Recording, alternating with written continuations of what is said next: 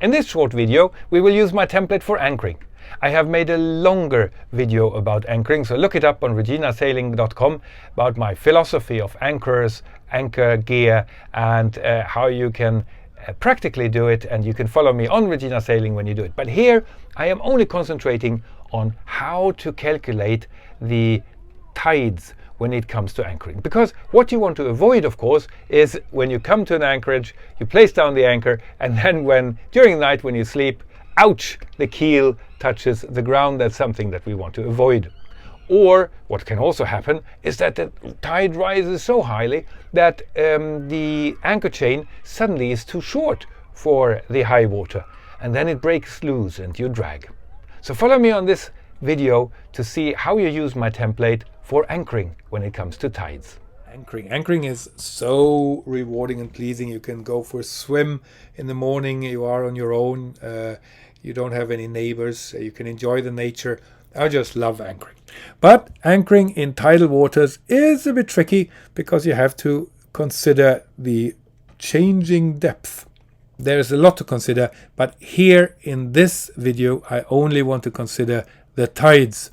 And the questions I want to ask is: 1. Is the chain long enough at high water?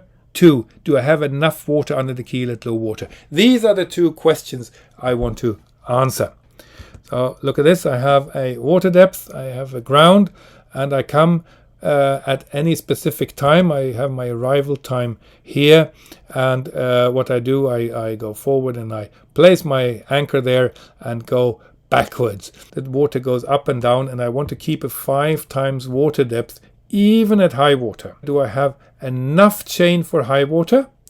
That's the question number 1. And question number 2, do I have enough water for the next low water? So these are the questions.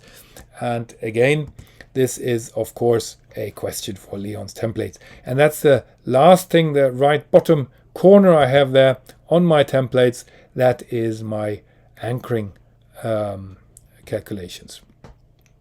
So I go back to use the tidal heights that I have calculated for Belle-Île, because we have done our job already. So I have found out the time of high water is 16 hours, height of high water is 4.9 meters, and height of low water is 1.1 meters. And these are the ones that you need, and also the tidal curve. But that's all that we have already drawn previously in the video. So the height of high water, that doesn't change, and the height of low water, that doesn't change. It's only the height of tide that changes during the day. So the height of high water, the maximum goes here. The height of low water, the minimum goes there of this day. And the middle box, the light blue one there, that is not filled in until we arrive, because we don't know when we arrive. We can do a prediction, of course, but the important thing is that when we arrive there, we fill in this, and then we check how much more will it go up and how much more will it go down. So here is the water level. It goes up to 4.9 meters and then it goes down to 1.9 meters, or vice versa. And we want to know how much does it go up by and how much does it go down by. So you do that by checking what is the height of tide, either going up or down. And you do that by, of course, using the tidal curve that we did here for Belle-Île on the 12th of June.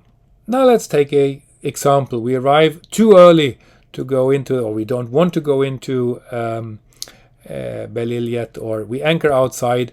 So we arrive here at 12:45, much faster than we anticipated. And we want to know what is the height of tide when we anchor. Just before we place the anchor on the ground, we read it off here and we see 2.9 meters. It's a bit too little to go in. We needed 3.5 meters, as you can remember. But 2.9 meters, that's what we have now.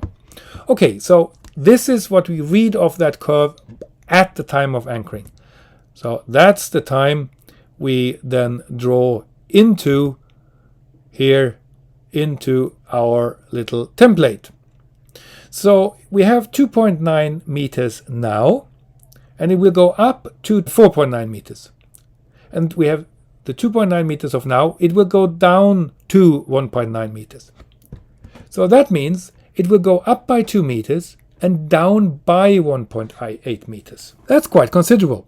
So these 2 meters that it will go up by, that is important. That is something you have to add to the echo sounder for the chain length. So when you go there and you anchor and you look for an anchorage, you have to remember whatever the echo sounder says, you have to add 2 meters and then place the chain accordingly.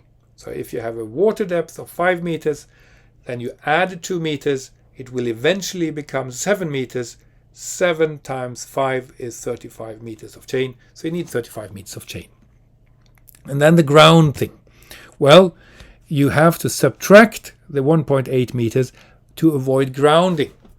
So if it shows 5 meters, you have to deduct 1.8 meters, so that means it will go down to 4.2 meters. It will be in worst case, which is fair enough and good maybe for anchoring. But you have to know these two figures. How much will it go down by, which is subtract from your current reading of the echo sounder, and how much do you add.